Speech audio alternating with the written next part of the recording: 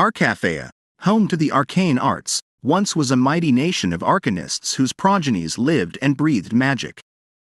However, when mankind was stripped of this blessing, Arcia lost its glory and diminished into a weak shadow of its former self.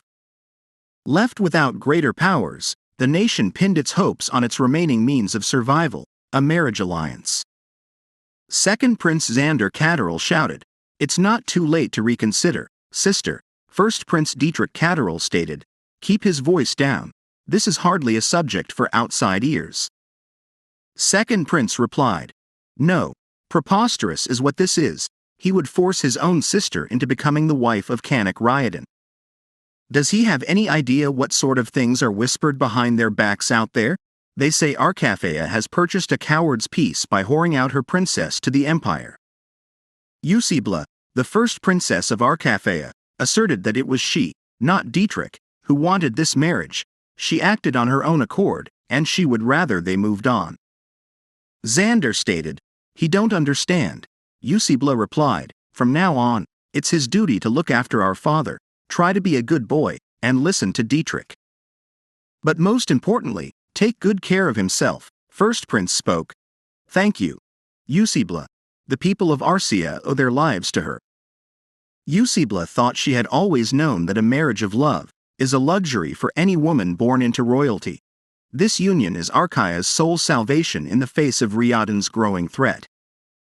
She needed to mourn her fate, and she should feel honored to give herself to such a cause. "So, this is the Emperor of Ryodan," the priest said, "hereby pronouncing them man and wife. Let the kiss of vow seal their bond as one." The Emperor stated, "Close her eyes," and then they kissed each other. Eusebla realized that now that they had exchanged the kiss of vow, there really was no turning back. Starting today, this man is her husband. In the next scene, the Emperor shouted, "Form ranks and prepare for departure." Eusebla thought even the wedding feast was rushed. It's as if she is being snatched away as a hostage. Though it's understandable given the circumstances, after all, Ryodan has only just emerged as an empire, so the Emperor should not be away for too long. Perhaps he is a man who prioritizes matters of the state over his own. Seeing him up close, there is something almost godlike about him. Compared to him, she is nothing. As the ruling house of Arcaphea, the Catterall bloodline has received the blessing of the Argenwood. In every generation, a Catterall awakens the primordial magic that flows deep within the earth, protecting the realm as its guardian. She is supposed to fulfill this role in this generation, but the feeble trickle of magic she possesses is far from enough. Perhaps she will be cast out once the Emperor grows bored of her. Suddenly, a person appears and uses magic. Eusebla thought, "What was that between the trees?" The next moment, an arrow comes toward her. The Emperor asks, "What happened?" The soldiers tell him the carriage has been attacked. Then Eusebla thought in the past. She told him she did not wish to go to Ryodan or marry that horrible man Canik. Just the thought of it filled her with dread. "Please, brother, there must be another way to save their kingdom," she pleaded. First Prince replied, "It pains him to see her suffer, but what else can he possibly do at this point? Arcia is dying, and they have no recourse against the might of Ryodan.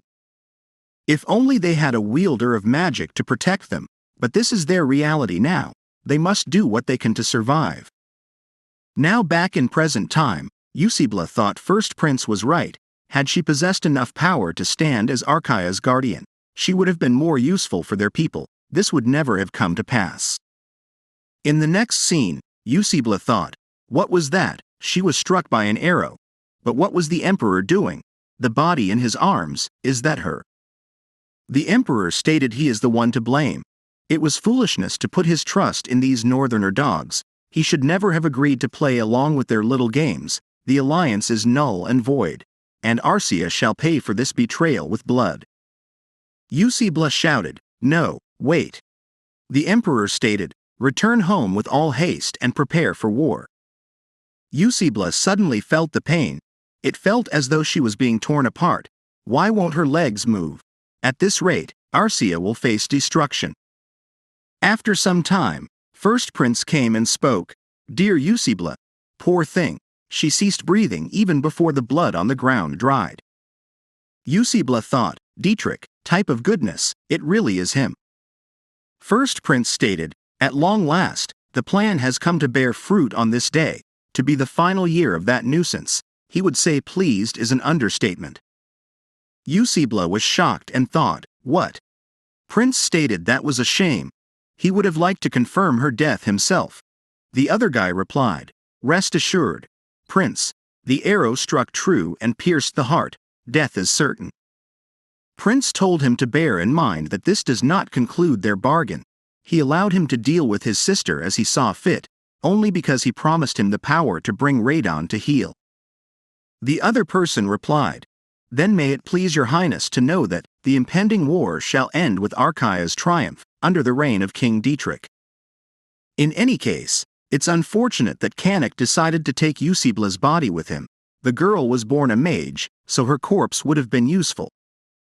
Eusebla thought, how, why?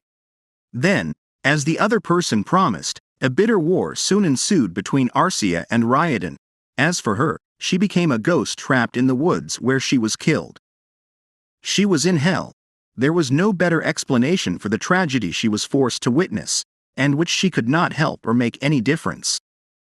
The war showed no signs of ending. Accusing Ryadan of assassinating a princess of Arcia, her brother sought to win the war, by rallying the other outraged northern kingdoms under his banner. It did not take long for Canik to crush them, seizing triumph after triumph, sending Arcia ever closer to doom. The people she loved above all else, all of them faded away before her eyes, their lifeless bodies a cruel mockery of her undeath. 3 years into the war, First Prince was taken hostage and brought before the emperor. Prince stated, filthy slave, he may have killed his family and plundered this noble land, but do not think that he has won. The curse of House Catterall shall haunt him to the end of time. The emperor stated, then he pray Prince does not rest in raving, not even in death, so he may follow his screams and slay him once again. Then after that the emperor stated, feed them to the fire. Eusebla thought, brother, this is what he wanted, with his ambition worth sacrificing the lives of his sister, brother, and father. Can it hear her, O Argenwood? Hear her cries and bestow upon her, take her soul, and grant another chance for Arcia, lend her help so she may start over and prevent all of this from happening. Suddenly, the voice came, Eusebla, dear child. The next moment, Eusebla opened her eyes and stated, was that the Argenwood, her brother and father were there. Eusebla thought, this still doesn't feel real. She saw them with her own eyes, corpses sprawled on the ground, and yet here they are, alive and breathing. The doctor stated, the princess's eyes and hair have changed colors. They believe this is proof of a chosen guardian. However, such a phenomenon has not been observed for the last 100 years, and they know little else about the matter. Eusebla thought, she was 10 when she awakened to the magic within her. Have she been transported back through time? But that doesn't make any sense. She must just be losing her sanity after that ordeal. This is no more than the hallucination of a deranged mind. Xander stated, he doesn't want her to fall sick. She has to be with them for as long as she can. Eusebla thought, he is warm. This isn't a dream or a hallucination. The Argenwood truly answered her prayers. Thank you for giving her another chance. She will not squander it, she promises. This time she will protect her family and her kingdom no matter the cost. In the next scene, Eusebla thought, to achieve that, she needs power, the greatest power in the history of the Guardians, the Argenwood. In life, she was a human sister to the goddess Feher. After her death, however, she was reborn. The people of Arcia came to worship and revere the Argenwood, and the forest, in turn, bestowed her grace upon them.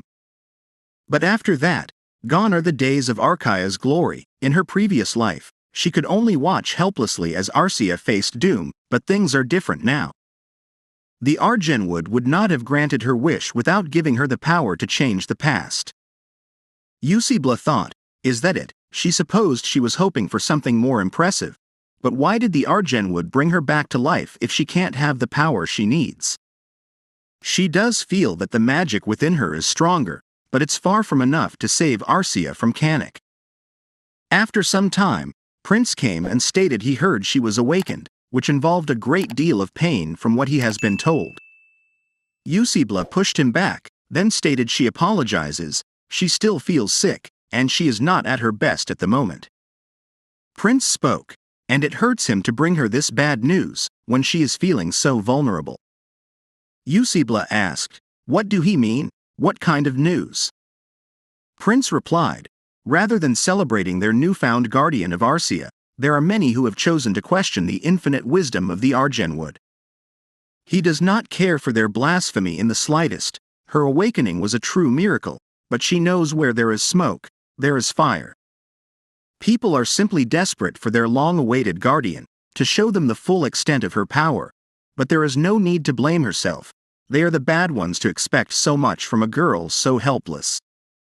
Usibla thought, wait, she remembers this, the tone of his words and that look on his face.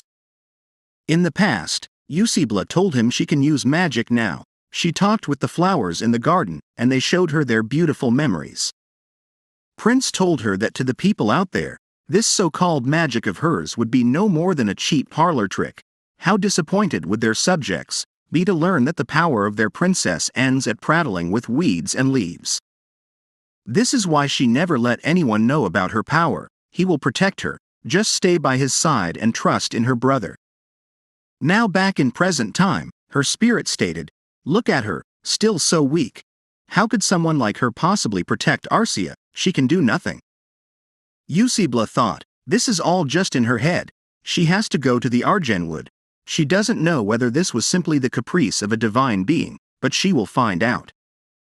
Then the scene changed, and her father asked, "What does she mean? She wishes to enter the wildwoods." Usibla replied, "Yes, father, now that she has awakened, she feels she must present herself to the Argenwood." Her father asked, "But there are snowstorms, should something happen to her?" Usibla replied, "Not to worry, father, she promises she will turn back if the blizzard worsens."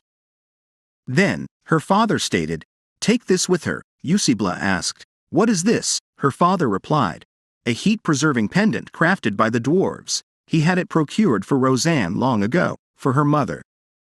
The next day, Usibla thought the pendant is shielding her from the cold. She doesn't want to lose her loved ones again. She must do whatever it takes to change her fate and save everyone. She may not have enough magic, but she still remembers how to put it to use. She will use the only ability she has and commune directly with the trees in the forest. Can anyone hear her? Let them know if they can hear her voice. She wishes to seek an audience with the Argenwood. She begs her to grant her entry into the forest. Usibla thought the blizzard is gone. It seems that the Argenwood has answered her, Usibla stated. The two of them stay here and wait for her return. Then, after some time, Usibla thought it's so much colder in the woods, she can feel the cold right down to her bones. Usibla thought silver leaves, it's the Argenwood. The voice came. They meet again. What brings her this time? Usibla stated she has already pledged her soul to the Argenwood. What must she do to avoid the outcome she fears? The voice replied she no longer has enough power to share. She has decided to share with her what is left of Argenwood's life force. Perhaps she may defy fate and change Archaea's future. There is nothing to stop her now. Follow her heart this time and succeed. Usibla stated, if this is her fate, then so be it. She is done cowering in fear. After some years, the knight stated they have had far fewer casualties since she began watching over the borders. The brambles she conjured on the walls have already doubled in their defensive capabilities. The arrows and shields she crafted proved effective even against monsters. Usibla thought 10 years have passed since she was sent back through time. The Argenwood boon strengthened her magic. Over time, she gained the ability to accelerate and alter the growth of plants. They can't afford to relax. Even in this life, she still hears disturbing news about Ryodan and its emperor Canik. They are expanding too fast. At this rate, they will be seeing Canik's soldiers on their doorsteps before long. Their military has improved under her lead, but they are still too weak to face Canik and the Empire head-on. Suddenly, a knight came and told them a message arrived from the Empire. After that, one of the nobles read the message that the emperor has only one demand, and his demand is the princess. Then, all of them shouted to ask for the hand of the princess in such a manner. Has he no shame? Eusebla thought, these are the same people who readily surrendered her to Canik in her previous life, and now they are defending her because they know she is useful. The only thing that hasn't changed from the past is the emperor's demand. The slave who broke his fetters to rise as an emperor, his struggle could have been just as tough, or even more degrading, than the life she had to endure. 1 week later, the prince stated, "Take this," Eusebla asked, "a necklace for what?" The prince replied, "This is not just any necklace, it's a sending crystal. The enchantment on it allows long-range communication. Take it with her to Ryadan, and report to him what she learned of Canik during her stay there." Eusebla asked if he wants her to spy on him, but why? She thought this was a marriage alliance.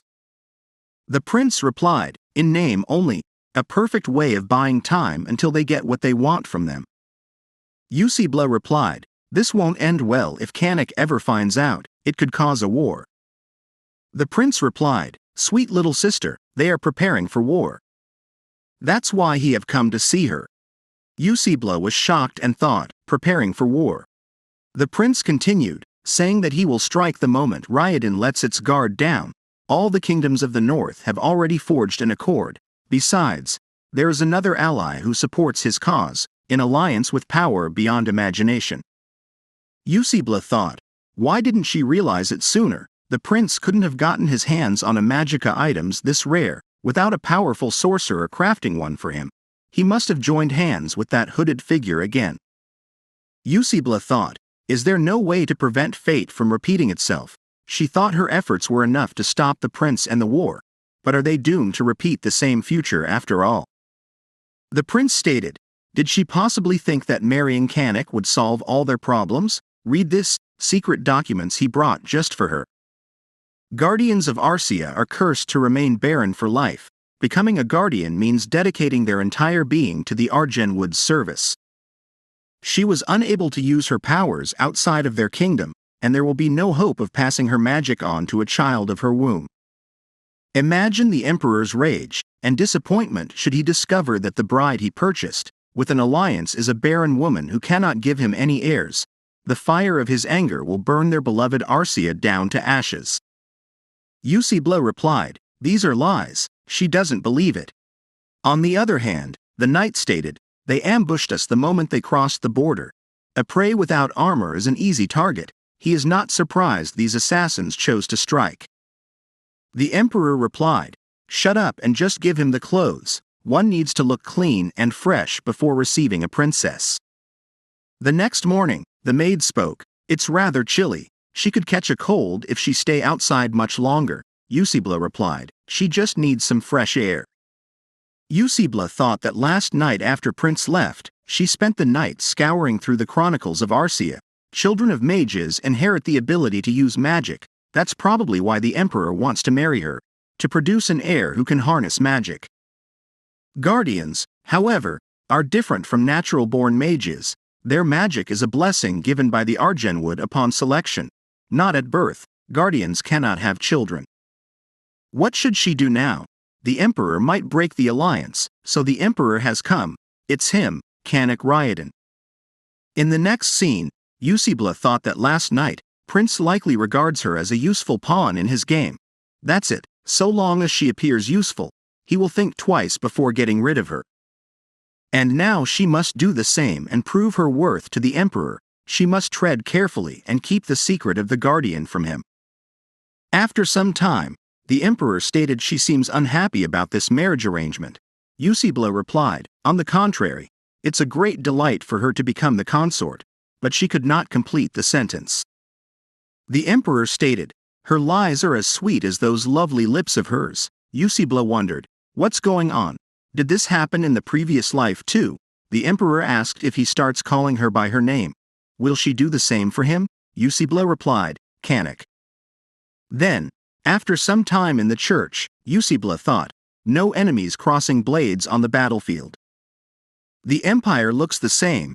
He seemed more like a god than a man at that time. But after what she has witnessed in the war, he no longer inspires awe within her. This is not a bond of matrimony, but a tool that she must use wisely to maintain peace. No matter what he does, her heart must remain stone cold. Eusebla spoke. Wait, the emperor asked if she was all right.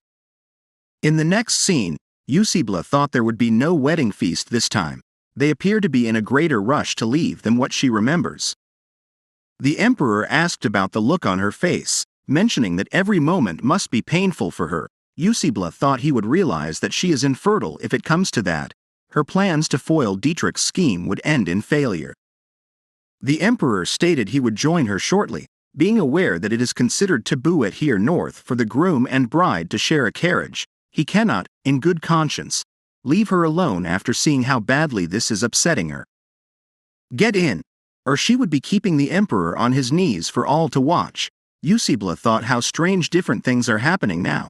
That didn't occur in her previous life. She is not sure what to make of all this. Does this change a bright future for them all, or is it an omen of misfortune?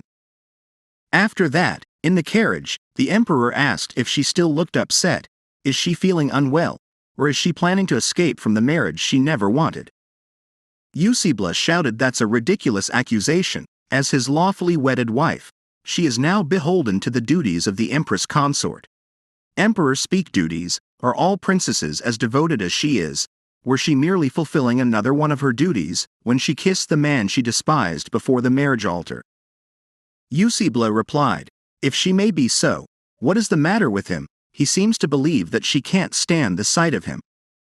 The emperor stated he has been wanting to ask her since the moment they first met. What sort of person is he in her eyes? Eusebla tried to reply, but she could not complete her sentence.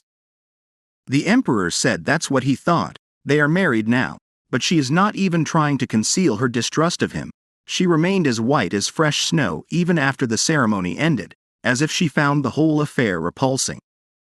His suspicions were correct. This marriage is. Eusebla thought she must let him annul the marriage. She shouted that he misunderstands. She doesn't find him or this marriage repulsing.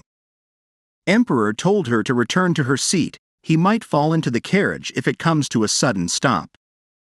Suddenly, the carriage rattled.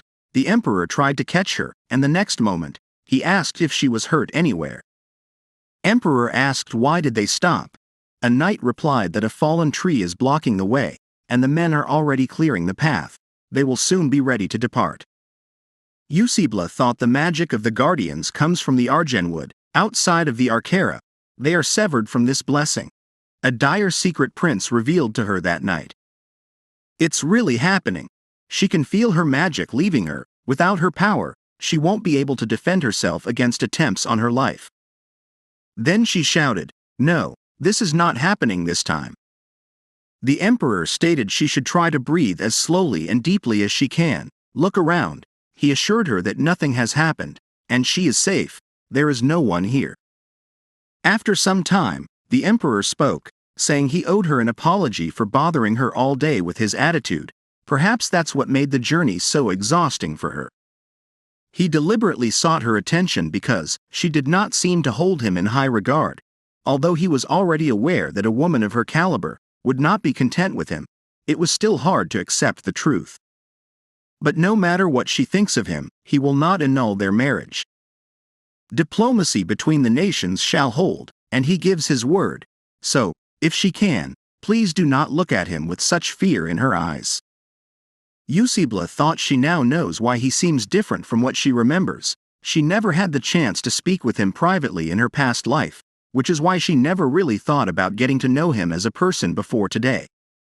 Eusebla replied that she was not lying when she said she is familiar with the tales of his heroic deeds.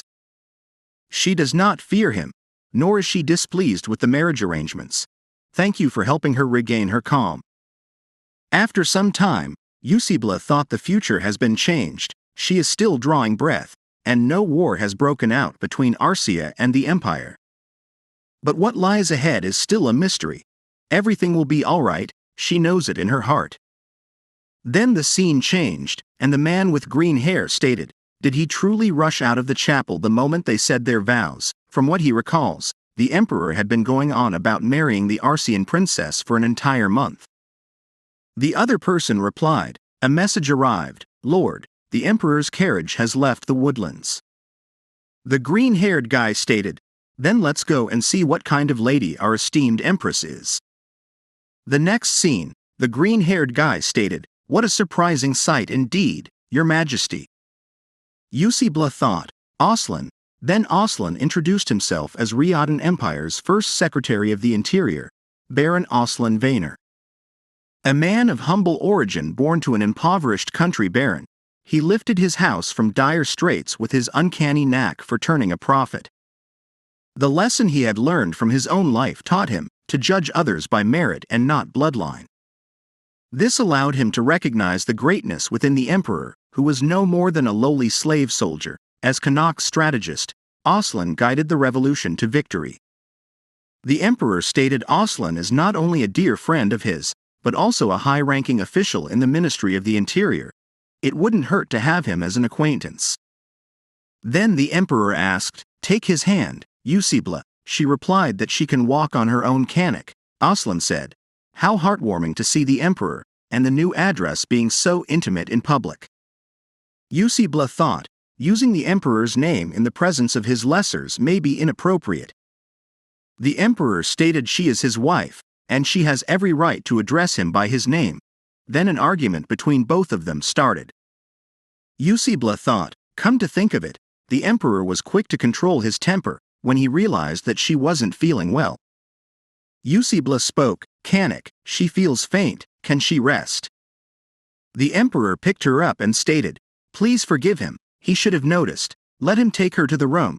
Usibla spoke, "She doesn't need to be carried." In the room, the emperor asked if she was sure she was feeling faint. Her face is flushed. "Perhaps it's a fever." Usibla thought that was so embarrassing. Usibla thought, the dress, was this laid out for her? It's beautiful. This shade of green is just what she likes. Usibla thought she can't recall anyone ever gifting her such a lovely dress, even back in Arcia. Usibla asked if she would like to meet the person who prepared this dress and thank them personally. The emperor replied that won't be necessary, it was him. Anyhow, he should leave her to rest, he has some pressing matters demanding his attention, but he will return once they are taken care of. Usibla asked, "Return here?" The emperor replied, "Yes, they are married now, spouses sleep together." Usibla thought she did not consider that. Does that mean they will be sharing a bed starting tonight? Well, he married for an heir, so she knew this was bound to happen, but it's far too soon. Assumed he would wait until they reached Riyadh and perform the deed. When he could not afford to delay his marital obligation any further, he will realize that she is infertile should she fail to bear his seed after sleeping with him. Emperor stated he is only saying this out of concern, but sharing a bedchamber does not necessarily mean they will be consummating their marriage.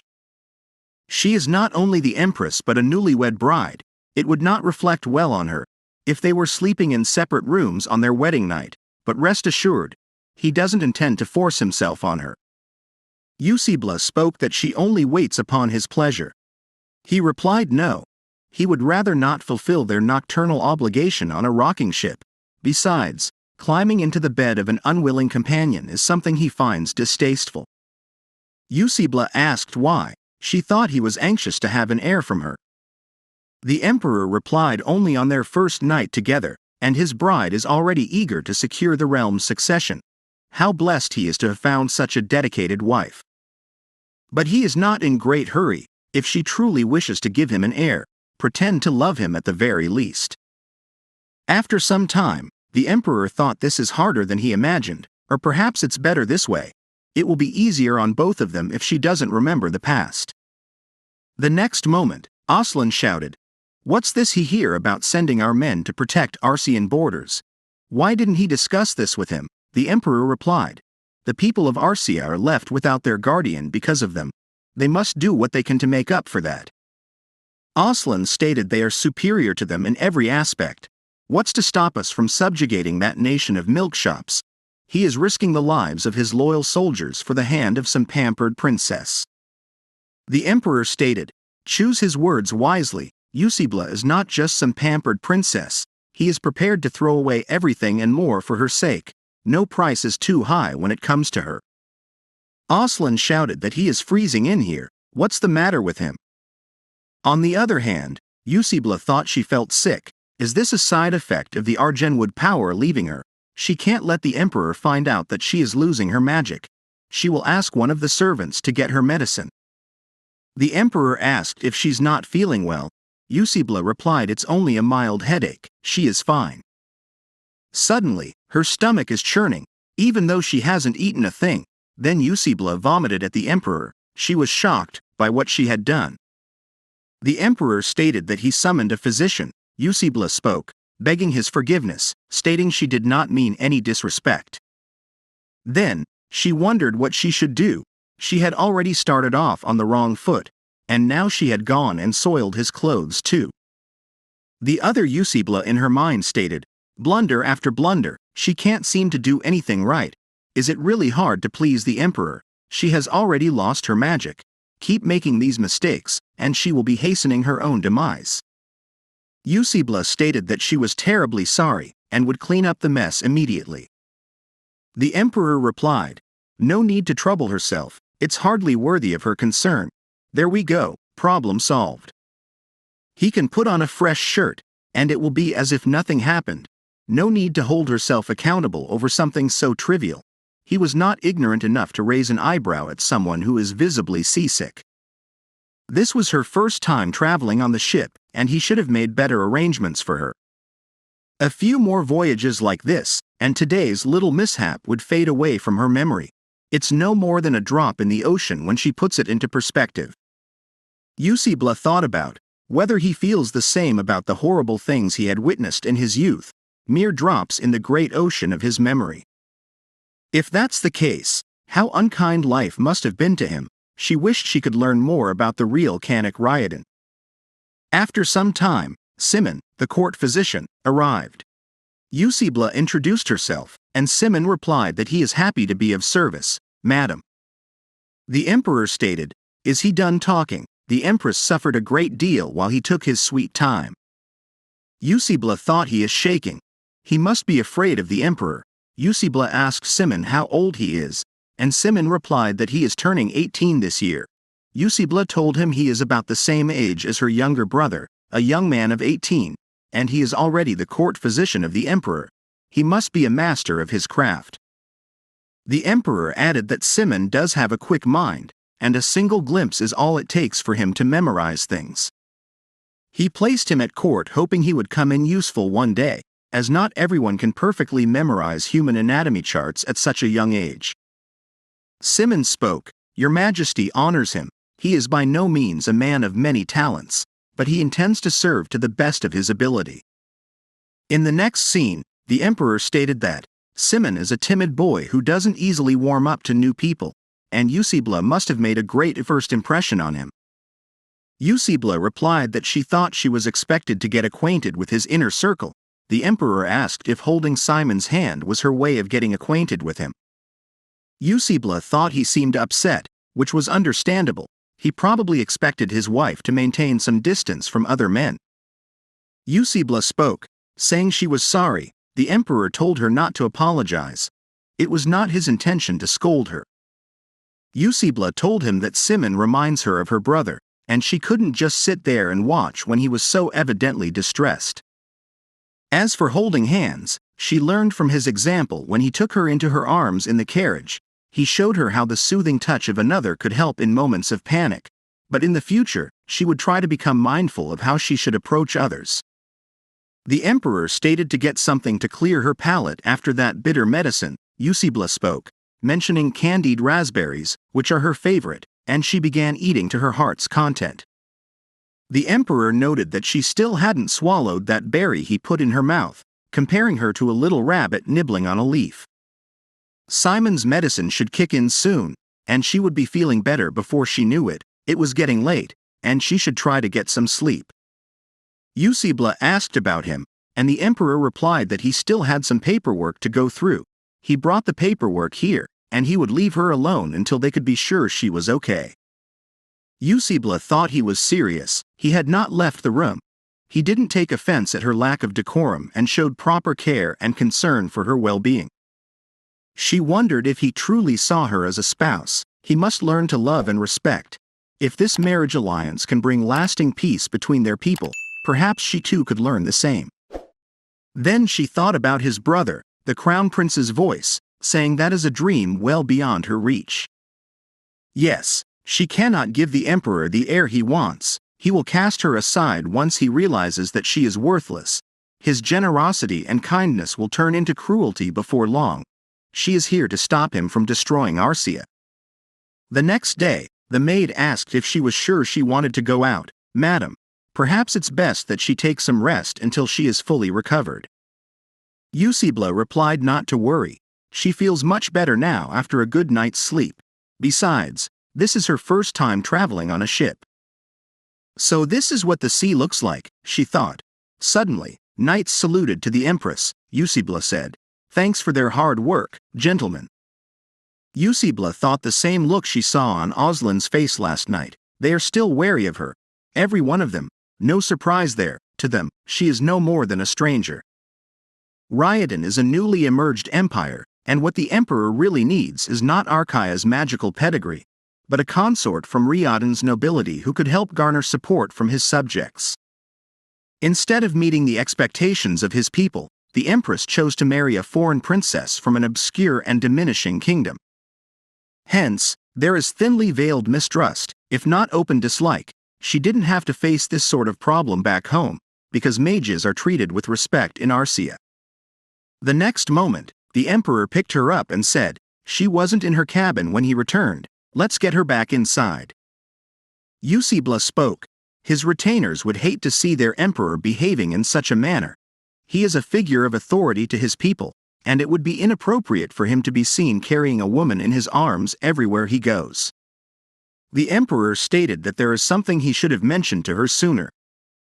This is the reason that he sought to wear the crown. He wanted to change things, to build a country where people can live their lives in freedom, unfettered by the chains of etiquette and hierarchy. She doesn't need to worry about what his retainers would think. Those in his immediate service have learned to respect him for who he is. Others who had made the mistake of looking down on him, well, they are long gone. Eusebla asked, "What's this?" The emperor replied that he brought some books for her while she was asleep. There is not much to do in that cabin, after all. Is she not fond of reading? Eusebla replied that she loves reading. She tries to read whenever she has time. Eusebla thought Ryodan truly is an impressive empire. These are all real books, and they have been kept in pristine condition. They say Radon Palace's library is the largest on the continent. Canik's penchant for books must have been the reason. The more she gets to know him, the more new sides she discovers. Then, after some time, Emperor stated the ship is now making port, and they will be entering the imperial palace very soon. Then, in the next scene, Eusebla asked if he should not perhaps make an appearance before his people first. He is returning with a foreign princess as his wife. The emperor replied that there will be a public address in a few days, and they will get the distraction they want then. If possible, he would like to introduce her to them after holding a more fitting wedding ceremony in the capital. What they had in Arcia was no more than a mere formality. A proper shop ceremony will cement her place as the emperor's consort. After some time, the head maid welcomed the empress, and told her that the preparations have been made to ensure her comfort. She can give her a brief tour of the palace. Eusebla thought the whole palace is a testament to Ryodan's wealth and prosperity. No wonder Arcia lost the war in her previous life. They underestimated Canik and failed to see the importance of understanding their foe. Eusebla asked if that building seems different from the rest. The maid replied that the manor is a recent addition to the palace complex. Eusebla thought it looks exactly like the royal palace in Arcia. Then the maid told her that this is the empress's bedchamber, which will function as her apartment in the grand palace. Eusebla stated that this might be too extravagant for her. The maid told her she shall also remind the staff to ensure that everything is in order for tonight. Eusebla asked for tonight. The maid replied, "Yes, it's His Majesty and Madame's first night together in the palace." Then, in the next scene, the emperor stated it's a memorable night, and that explains the gown. Eusebla asked if it's too much. Is it not? The emperor replied that it suits her too much. He gave her his word that they would not take the next step until she's ready.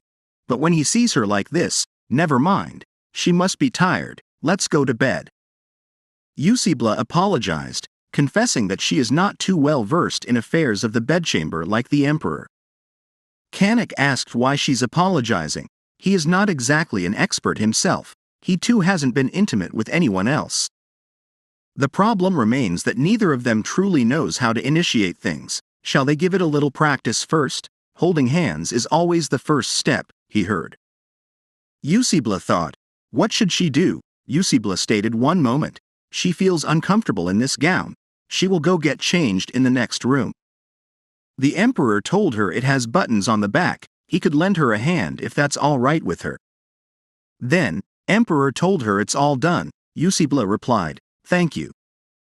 Then, after some time, Eusebla thought how embarrassing it was to make the emperor do the job of a handmaiden. The emperor asked, are they not going to practice? Eusebia, come closer. They were supposed to be holding hands. Eusebla asked about his own cabin during their travel, stating it must be comfortable for him to share a bed now, when he is more used to sleeping alone. The emperor replied, it's fine. He have actually been spending every night in her cabin, on the sofa next to her bed, because she seemed to be having nightmares. Eusebla stated that he is not at all what she had in mind. Before they crossed the bath, all she ever heard about him were the most chilling tales. She expected an emperor who sees through bloodshed and revolution to be stern and unforgiving, but he is more approachable than she thought. The emperor spoke that he could not have asked for a better match. He wanted her to know that he doesn't regret sealing their union before that marriage altar. Believe him, she will always be needed here. Eusebla thought, needed. She should not be getting ahead of herself. He has something he needs from her. That's the sole reason she was brought here. He only wants a broodmare who can give him a child capable of using magic. The next morning, Eusebla thought the head maid is committed to her duty, and her manners are impeccable. Yet, she has her guard up around her, just like the rest of these Imperials. Eusebla stated that she is thinking of taking a look around the palace library. Then, at the palace library, Eusebla stated, incredible. How did they manage to fill up a library this big with so many books? The library person replied that they have been accumulating unique pieces that have never been formally published. Eusebla asked if there is a section dedicated to magic. The person replied, yes, Your Majesty. Materials on magic are housed in the secret archives that only a select few may enter, including the Empress, of course. In the next scene, Eusebla thought she couldn't wait to see what hidden lores lie within. Some of these books might offer more information about the Guardians of Arcia. That book, is that what she thinks it is? The heyday of magic ended centuries ago, and studies on magic should be hard to come by. But they had one right here all along. The rise of magic in the far north. After reading, sometime Eusebla thought she already knew about all of this. There is only one known exception to this fate. Janessa Catterall, eternal friend of the Silent Elves and savior of the woods. Janessa surpassed the limitations of her mortal body, and bore a child who received the favor of the Sylvan Elves. These eldritch beings, who make their home in the hidden lands, still mourn and long for their dearest friend and guardian. Eusebla thought Janessa Catterall, according to the chronicles, is a guardian who was active 300 years ago. But how did she come to bear a child? Guardians lose the ability to procreate upon awakening. The eternal friend of the Sylvan Elves. She wonders what she did for them to earn such a title. The records stop here. She should probably seek out these elves, and get more information on Janessa. But where can she find them? After that, Emperor came and asked, what is she still doing here? He heard she missed her meal. Does she enjoy neglecting herself? It was quite a sight to see her servants running around in panic. Eusebla apologized. She completely lost track of time in there. Emperor stated that giving him that look won't get her anywhere. Does she have any idea how worried he was today? Eusebla asked if he is angry. The Emperor replied, never mind, he shouldn't have raised his voice. Eusebla thought he didn't raise his voice at all. Emperor tell her he won't reprimand her for spending time in the library. but she needs to start looking after herself. She is too frail, and he is worried about her. After that, the emperor told her that this garden is designed with her in mind. That was the least he could do to impress the princess of Arcia. Eusebla stated it's beautiful. The flowers are lovely. The emperor reminded her to take breaks and get some fresh air, and please don't skip her meal again. Eusebla thought, does that mean he had the Arcian-style manor and the greenhouse gardens built for her sake? She knows she can't let him mislead her any further, but it's difficult to remain ignorant when he is so kind to her.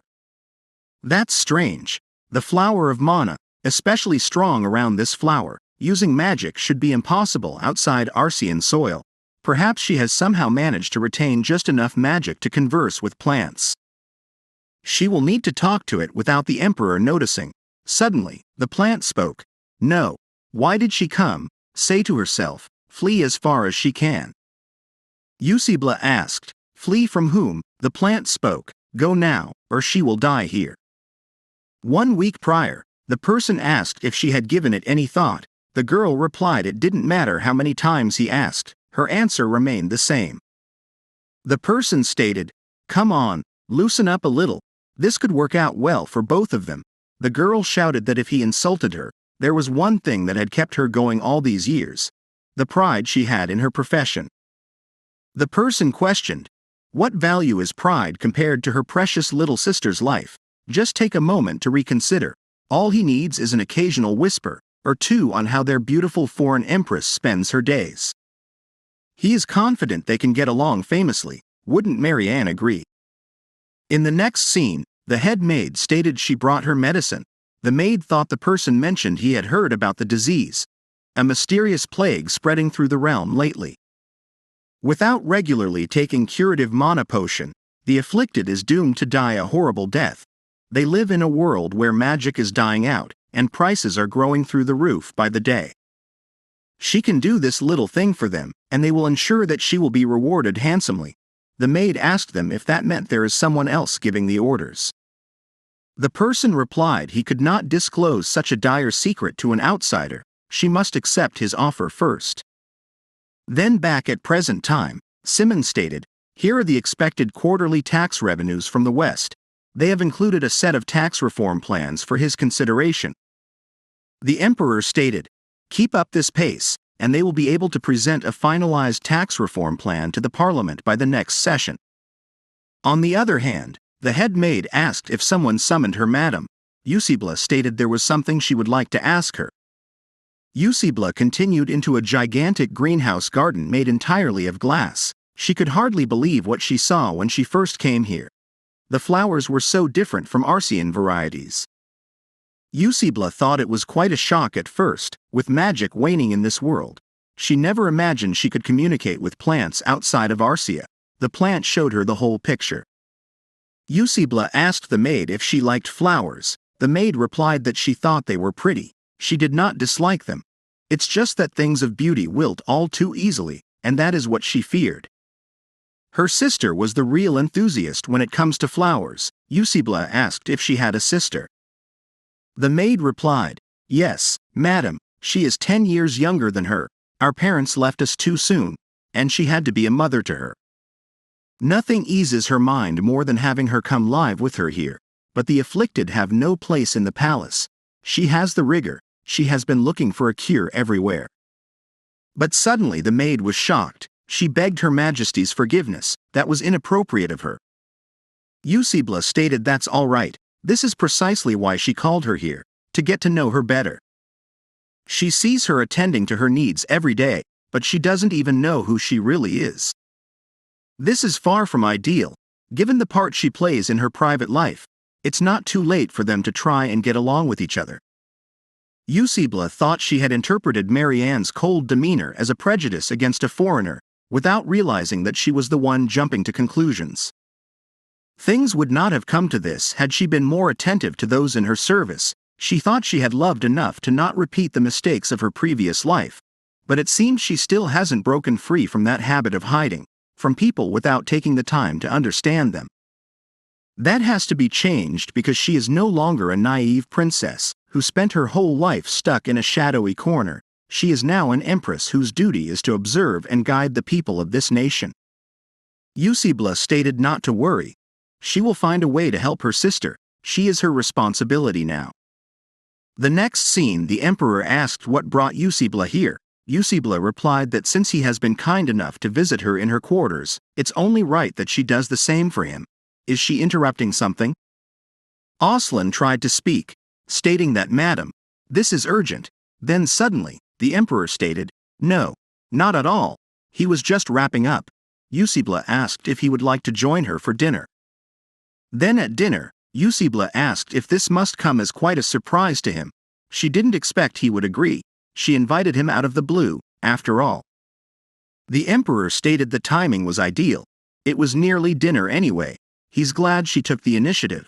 Yusibla thought, why does her face feel hot?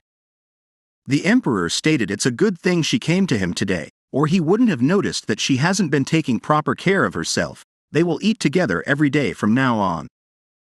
Yusibla asked, but he's a busy man. Distracting him from his work is the last thing she wants. The emperor replied she is the most important to him. He wouldn't want to see her pass out from starving herself. The emperor asked if there must be a reason she wanted to see a busy man like him. She can talk to him. Yusibla replied it's about Marianne, the head servant. After hearing the whole story, the emperor stated that must have been quite a struggle for her. He was the one who brought her to work here. Marianne is a professional who has been officially trained in stewardship, impeccable manners, and meticulous attention to detail. He did notice her regular excursions outside the palace but never pried. He had no idea she was going through such a tough time. No one could possibly focus on work with a sister dying from the rigor. Yusibla asked what she brings to say. She would like to have her sister live in her manor here in this palace. This way, Marianne could take care of the girl without getting distracted from her duties. The emperor replied, why not send her to the palace hospital instead? Simon and other court physicians are planning to research the plague there. It has state-of-the-art facilities and is close to her apartments where Marianne works. Yusibla asked if that means she has his permission. The emperor replied she is the empress. There is nothing she cannot have within the borders of this nation. Yusibla thought nothing she cannot have. Then speak, this really means a lot. The emperor noticed a crumb on her cheek and pointed it out. Yusibla replied, thank you. Yusibla thought it is if his. Suddenly, Aslan came and spoke. He has been looking for him everywhere. He needs to take a look at this document. Is he interrupting something? The emperor stated never mind. He mentioned the document. Yusibla thought just now, if she is not mistaken, the emperor stated he thoroughly enjoyed her company today. They should do this again. Yusibla thought, what should she do? Being around the emperor gives her this strange feeling she can't explain. In the next scene, Marianne, the head maid, asked if she understands correctly. Madam, her sister is to be treated at the palace hospital. Yusibla replied yes, the emperor has given his permission as well. The maid stated, but the palace hospital is reserved for the imperial family and ministers of the court. People like her are not worthy. She is a commoner. She considers herself incredibly fortunate that His Majesty granted her an opportunity to work in the palace, but in other parts of the world, it would be considered taboo for a lowborn such as herself to even touch the hem of the empress's robe. Yusibla stated as far as she is aware, the emperor rules based on merit, not birth, and since she has been an outstanding servant of the imperial household, it's only fitting that she is rewarded for her work. Besides, she would be a terrible empress if she were to let herself and those in her service suffer because of pointless rules that help no one. Just consider this as a token of her friendship. The maid says that she allowed herself to be swayed against such a kind-hearted soul. She must beg your Majesty's forgiveness. The truth is she was approached discreetly by a certain man the other day. He asked her to spy on Madam in exchange for a cure for her sister. She found herself wavering. If only for a moment, she deserves the harshest of punishment for her disloyalty. Yusibla stated she deserves no such thing. She only wanted to help her sister. The only thing she needs to tell her is the identity of the conspirator. The maid speaks the man who approached her with that offer. was one of the nobles who supported his message to overthrow the tyrant. His name is Eusebla Baron Edwin. Judging from his past actions, there is little doubt that he is a snake of a man. He had gone into hiding after gravely insulting the previous emperor, and joined the revolution in a bid to turn the tables in his favor. Eusebla speaks, so he is not a true sympathizer but a cunning opportunist. Eusebla thought the emperor's revolution was aimed at dismantling the caste system enjoyed by the privileged. It's no wonder that the nobility would be unhappy about it. Eusebla asked, but why could spying on her possibly accomplish? She is not even his political enemy. The maid replied, this is precisely why she must remain on guard. His motives are unknown. Eusebla thought Baron said them in the memory of the flower, which means there are others behind him. Eusebla asked which fiefdom was Edwin rewarded with. The maid replied, for somewhere around the northeastern reaches of the empire.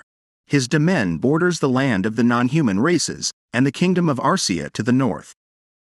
Eusebla thought his fiefdom borders Arcia, then the other conspirator must be. Eusebla thought, how did she not realize it sooner? There is only one person in the world who would go to such lengths to have her watched, her brother. He still has not let go of his suspicions about her. The maid stated, there is another thing she must bring to your majesty's attention. With her permission, she would like to approach the baron again as a double agent. An official investigation, however, will only alert the enemy and cover up any leads they might find about the mastermind.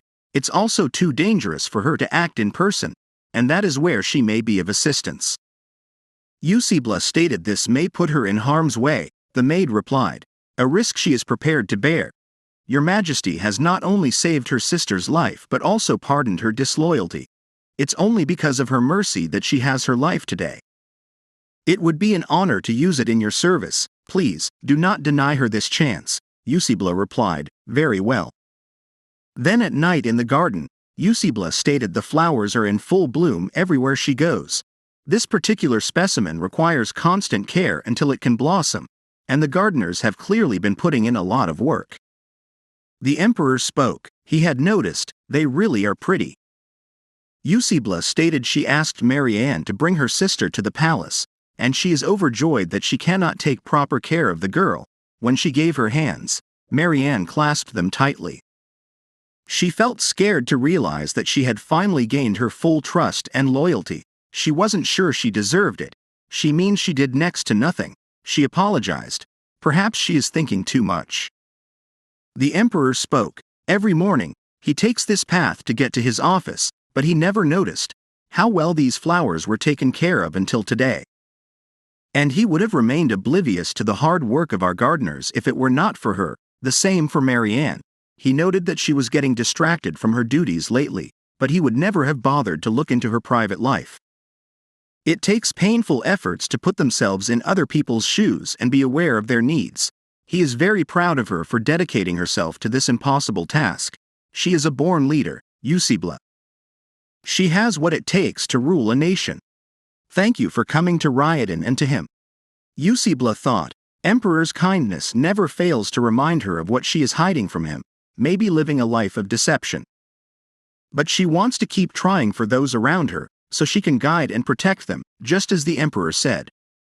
Eusebla stated, it's been quite a while, brother. Eusebla thought she should not be putting too much burden on Marianne alone. She must do what she can to get more information. It will be less risky for her that way. Eusebla stated that the emperor does not give his trust easily, and her options are limited at the moment. The prince replied that he seems to have taken a liking to her from what he hears. Did she really think he would send his beloved sister along to that foreign land? They have a friend within the empire working tirelessly to ensure her safety. Eusebla thought, as she suspected, her brother must have been the one pulling the strings behind Baron. Eusebla asked if she has the name of this ally he spoke of. It would help greatly to know who is on her side. The prince replied, no need to concern herself with something. The world of politics is known as more dangerous than a better field for a woman. Listen to her brother, and all will be well. There is this small matter of the emperor's recent tax reform proposal. The reform would radically disrupt the status quo for the nobility. Yet, strangely enough, those of old money among the aristocracy seem to be supporting it. She can investigate the underhanded tricks the emperor has employed to rally them to his cause. They need to start sowing the seeds of discord between him and the nobility if they are to bring Radon to its heel. Eusebia stated that these are the same people who joined the emperor's revolution. There is no guarantee that they can shake their support if they act rashly. Their people will be the ones to pay the price. The prince stated that if it troubles her so much, why doesn't she bring him her husband's weakness instead of letting her imagination run wild, make use of what she has between her legs if she must. The prince thought she could not possibly imagine the things he had to do to protect this nation.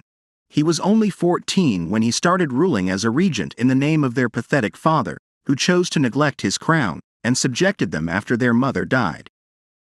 A boy regent with only a weak and ailing king to support him at court could not count on the loyalty of his vassals, but even then, he vowed to dedicate his life to protecting their family and kingdom, no matter the cost. Then, one day, the princess has awakened. Arcia has a guardian now. It's rather baffling that the crown prince was not chosen, and they said he is unfit to rule. Until the day she betrays him, she has become a guardian, but she has done nothing for the nation. All she did was erect a wall around them, caging them in this dying land. But with an ambition to see them rise as lords of this continent, he will be the one to make it happen. Like this video. Hit the like button and subscribe for more videos.